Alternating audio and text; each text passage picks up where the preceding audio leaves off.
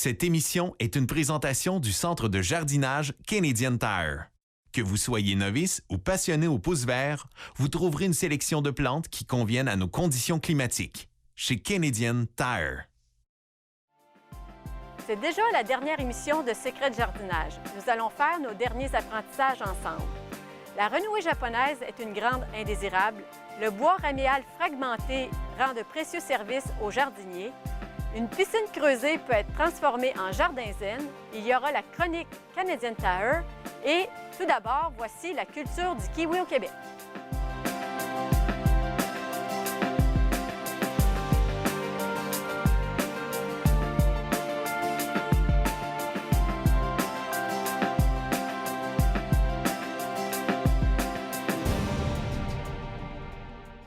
Certains d'entre vous seront surpris d'apprendre que le kiwi pousse au Québec. Je répète, le kiwi pousse au Québec. Il pousse même à Victoriaville. Rencontre fruitée avec Jean-Marc Pellerin qui cultive des arbres et arbustes fruitiers peu connus. Bonjour, Monsieur Pellerin. Bonjour. On est devant votre magnifique kiwi. Oui. Alors, parlez-nous de votre arbuste. Depuis quand l'avez-vous? Ça fait au moins 10-12 ans. C'est une plante qui demande à peu près pas d'entretien. On peut tailler lorsqu'il y a envahi un peu trop. C'est suffisant. Il produit de la fin juin jusqu'à fin d'octobre. Le feuillage est particulier? Oui, le mâle a beaucoup de couleurs. Au début de l'été, c'est blanc et rose. À ce temps-ci, le rose est parti, on en voit à peine un petit peu, mais qui reste tout de même une belle feuille tout l'été. Et même si on ne l'arrose pas trop, des fois on oublie de l'arroser et tout ça, ça ne dérange pas les feuilles, elles restent belles.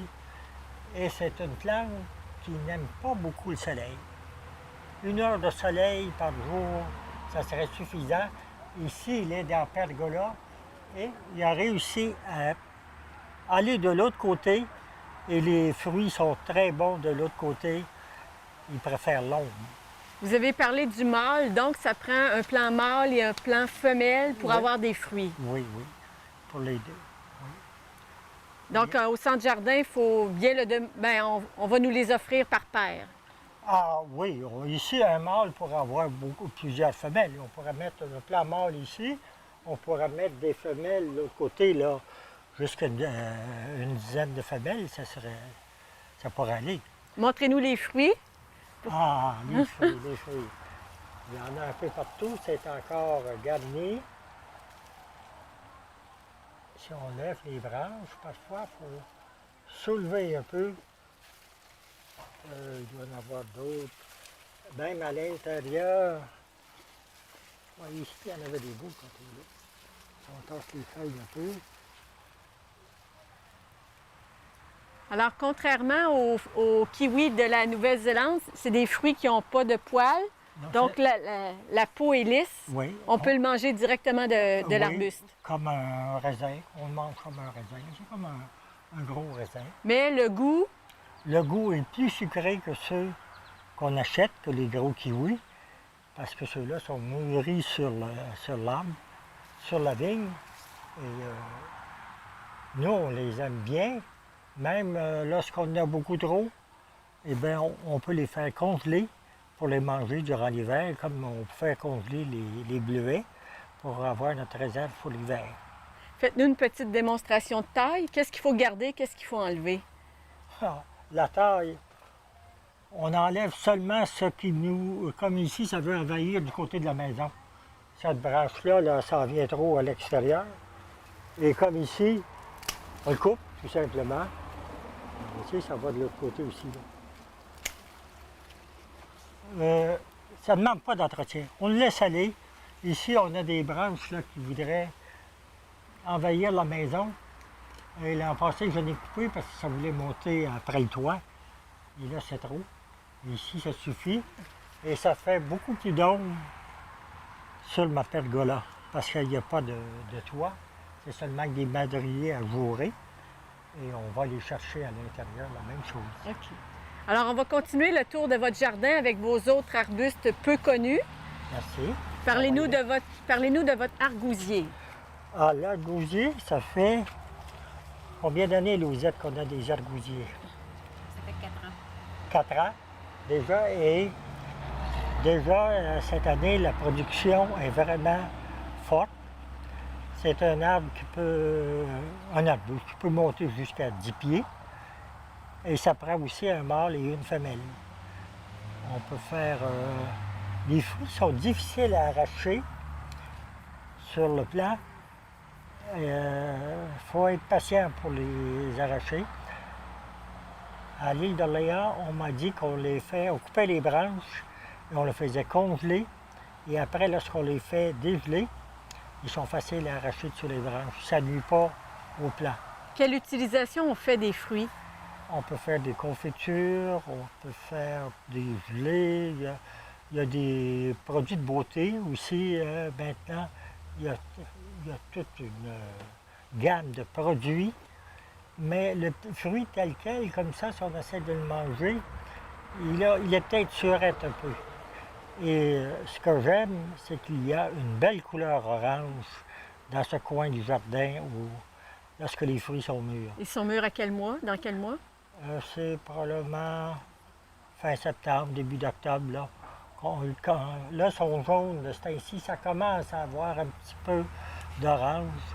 Mais On est à la mi-août, là, alors on a la couleur qu'on peut voir à la mi-août pour ces c'est fruits-là. jaune à ce ici. On va continuer notre tournée. Vous avez un arbre très, très spécial, l'arbre mûrier. Oui. Expliquez bien ce que c'est, là, parce qu'il n'y a pas beaucoup de gens qui ont vu ça. Oui, l'arbre mûrier est produit de la mi-juin jusqu'à l'automne.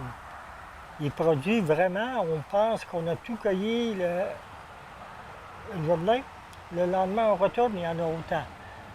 Et le fait qu'il y a de longues productions, les mûres conventionnelles, c'est plutôt au mois d'octobre qu'on les a, mais celui-là, de la mi-juin jusqu'à l'automne, c'est une belle production. L'arbre peut monter jusqu'à 10-12 pieds. Et c'est une belle feuille. L'arbre est beau aussi à voir, mais les fruits sont vraiment délicieux, beaucoup plus sucrés que les mûres conventionnelles. C'est un fruit qui est un peu plus allongé. Et lorsqu'on les mange, il faut faire attention parce que c'est tellement rouge qu'on pense qu'on s'est fait une blessure à un doigt parce que on se tache les doigts, là. Donc, on peut en faire la même utilisation que les bleuets ou les framboises? Oui, on fait des confitures, on en mange beaucoup comme ça.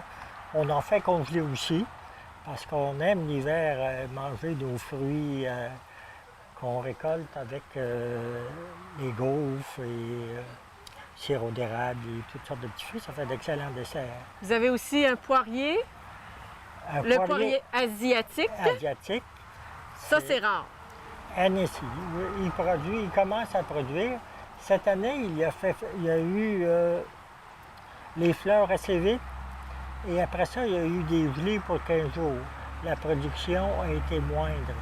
Mais comparé à la poire conventionnelle, qui ne se garde pas très longtemps, la poire asiatique peut se garder 6 mois de temps dans la chambre froide ou... Donc, c'est le fruit bien rond, là, bien jaune, protégé là, par une mousse qu'on voit dans des étalages à l'épicerie. Oui. Et ça a très bon goût. C'est meilleur que... Moi, je trouve que c'est meilleur que la poire conventionnelle. C'est un peu plus ferme, par exemple. Donc, en terminant, parlez-nous de votre pommier, votre passion pourpre, qui a des propriétés spéciales. Ah, lui, c'est une pomme qui est vraiment spéciale. Elle a une teinte de rouge assez foncée. C'est une pomme ferme, mais très juteuse. Et l'intérieur est tellement rouge foncé que lorsqu'on prépare une purée de pommes ou la compote de pommes avec la pomme Melba, on met une demi-pomme de ce pommier et la compote est rosée. Et si on en met toute une, bien là, ça fait un peu rouge. Un peu rouge. Moi, je m'en sers aussi comme colorant avec, pour relever, là, mettre de la couleur avec parce qu'on fait des mélanges de fruits. Monsieur Pellerin, c'était une rencontre délicieuse. Merci beaucoup. Ça m'a fait plaisir. Pire qu'une plante indésirable, c'est une plante indésirable envahissante. Elles sont partout. Francis Delisle, stagiaire en environnement à la ville de Victoriaville, nous en présente une, la renouée japonaise. Bonjour Francis. Bonjour. Alors, présente-nous la vilaine renouée japonaise. Comment on fait pour la reconnaître? Tout d'abord, les feuilles sont alternes, ce qui est le contraire de opposé. Puis les feuilles sont assez grosses, ce qui est quand même facile à identifier, avec le bout pointu. Mais le caractère vraiment le numéro 1 pour l'identifier, c'est la tige, qui souvent va être tachetée de violet, puis va être assez grosse, puis ça ressemble vraiment beaucoup à du bambou. Souvent, les gens vont l'appeler le bambou japonais. Comment elle a été introduite au Canada? Puis pourquoi? Pour ses valeurs ornementales, d'abord. Elle a été introduite environ dans les débuts du 19e siècle. Donc, elle a été utilisée vraiment dans des valeurs horticoles là, pour faire des haies. Dans les jardins des gens. Oui, exact. Puis là, elle s'est mise à se propager. C'est que la caractéristique, elle fait partie des 100 pires espèces une espèce exotique envahissante qu'on appelle. Donc, ce qui est particulier avec cette espèce-là, c'est qu'elle va supplanter les espèces indigènes. Donc, ce qu'on entend par indigène, c'est toute la flore qu'on va avoir propre au Québec. Donc, les espèces de ceux qui sont sur les rives, par exemple, on peut dire peuplier baumier.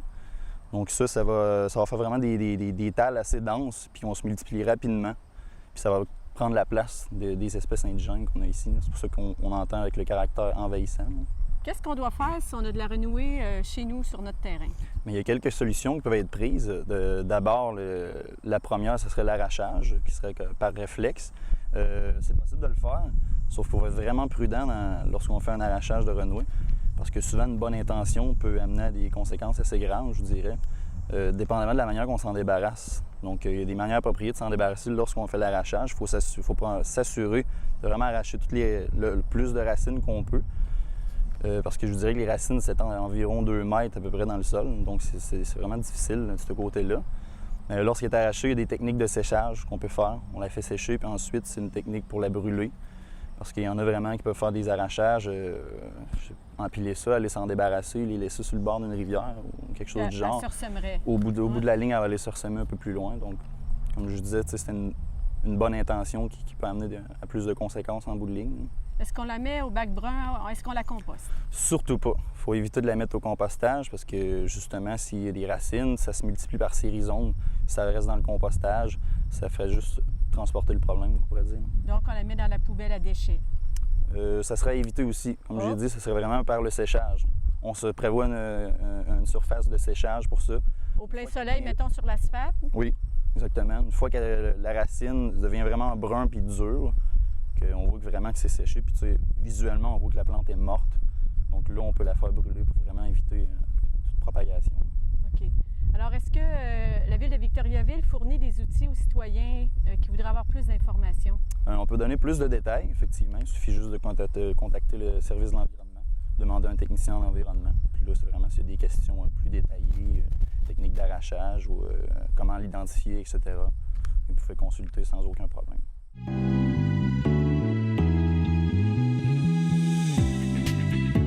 Bienvenue à la Chronique canadienne Tahr.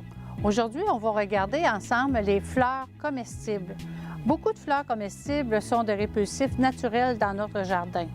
Pourquoi ne pas intégrer ces plantes à travers nos légumes, nos fines herbes?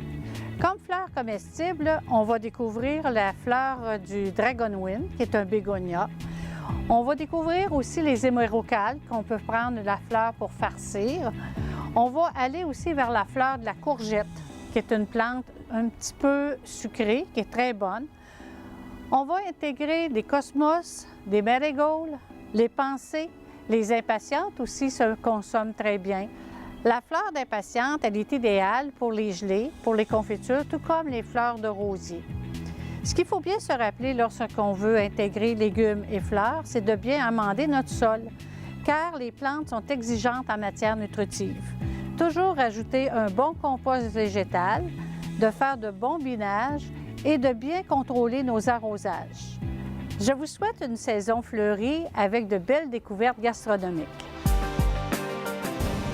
Le verglas de 1998 a été l'occasion pour Jean-Claude Ruel de découvrir un engrais et un paillis fantastique, le bois raméal fragmenté.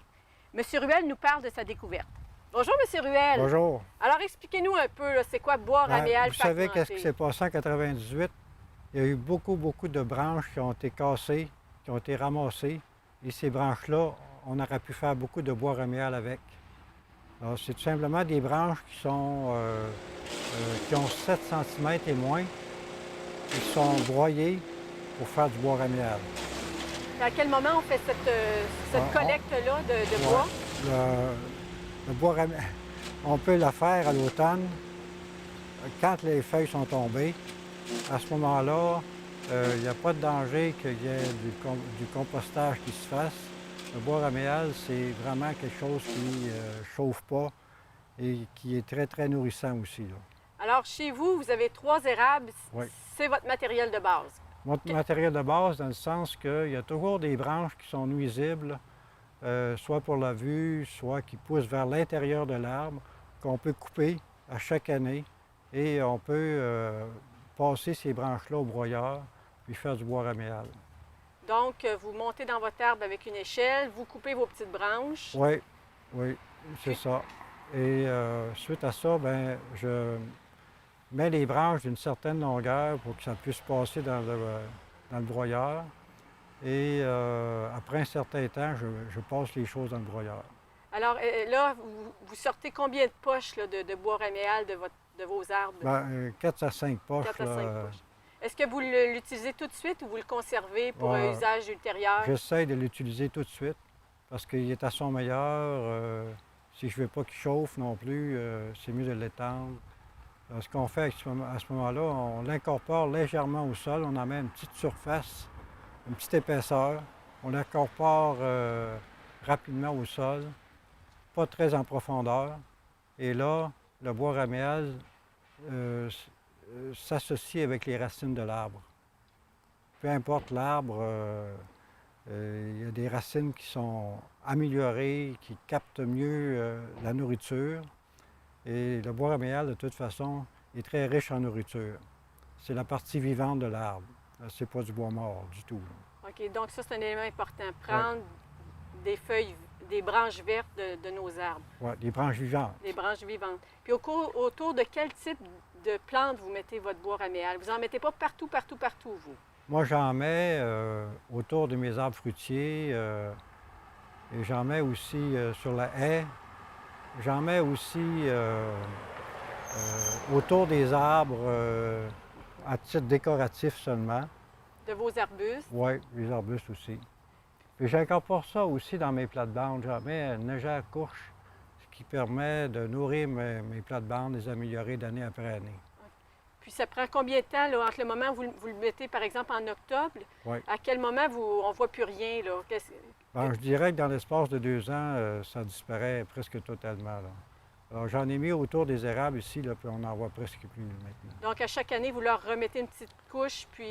Oui, c'est ça. À chaque année, j'en mets un petit peu, là, je l'incorpore.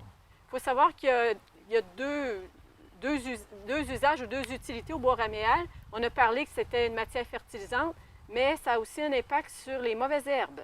Alors, en avez-vous de la mauvaise herbe, vous? Non, j'en ai pas. J'en ai pas parce que il y a certains coins où je ne veux pas tondre la pelouse. J'ai mis tout simplement du bois raméal. Quand on a de la pelouse, le plus simple, c'est mettre du papier journal, puis mettre du bois raméal par-dessus. Et toute végétation est complètement coupée. Bon. Alors, vous avez la chance d'avoir et votre broyeur et vos arbres. Oui. Pour les citoyens, les jardiniers amateurs, est-ce que c'est un matériau qu'on trouve facilement? Pas du tout. C'est très difficile à trouver. Ça prend quelqu'un qui est capable d'en produire. On peut toujours faire affaire avec un émondeur, mais il faut regarder avec lui s'il y a des feuilles ou pas. Il faut choisir notre moment de l'année. Alors, de préférence en automne, avec des arbres de qualité, ça donne du bois raméal de qualité aussi. Alors, on espère qu'on se mettra copain-copain avec des gens qui font de l'émondage. Oui. Merci beaucoup, M. Ruel, pour cet entretien. Ça m'a fait plaisir. Florence Chabot se passionne pour les bonsaïs. Nous la retrouvons dans son jardin zen. Bonjour, Florence. Bonjour. Alors, votre jardin zen a débuté par un geste dramatique. Oui. Qu'est-ce que vous avez fait? Bon, là, je commençais à en avoir assez. Je me baignais pas. Je trouvais que c'est beaucoup d'entretien. Vous Alors, parlez de votre piscine creusée, là. j'ai une piscine creusée en béton. Puis là, j'ai décidé de la vider. Je vois pas de modèle, mais je fais tout. Puis j'ai vidé, puis j'ai mis du sable, parce qu'on n'a pas le droit de casser le béton. Alors, j'ai mis du sable, puis j'ai fait un jardin zen là-dedans, que j'aime beaucoup, beaucoup. C'est mon endroit préféré. Je viens m'asseoir ici, je regarde les arbres, tout est beau, puis mes petits oiseaux qui viennent dans l'après-midi. C'est le paradis. C'est un autre Éden. Fait qu'il faut dire que vous êtes une collectionneuse de bonsaïs, que vous en avez Oui. fait pendant près de 30 ans. Oui. Donc, vous les avez mis en valeur dans votre jardin. Oui, mais dans la piscine, il faut que je fasse des choix. C'est très chaud pour les bonsaïs. C'est très chaud. Ça prend des plantes un peu spéciales, là, parce que le soleil plombe, puis ils prennent tous les rayons du soleil. Alors, je suis obligée de me limiter un peu. On va terminer sur l'histoire de la piscine parce que faut pas que l'eau monte. Il ne faut pas que l'eau monte. Alors, oui, on a creusé, bon, on a cassé le ciment dans la partie du haut, parce qu'ici, il y a beaucoup d'eau, l'eau est proche. Puis, on a percé le ciment pour le drainer, puis on a mis des drains agricoles dans le fond.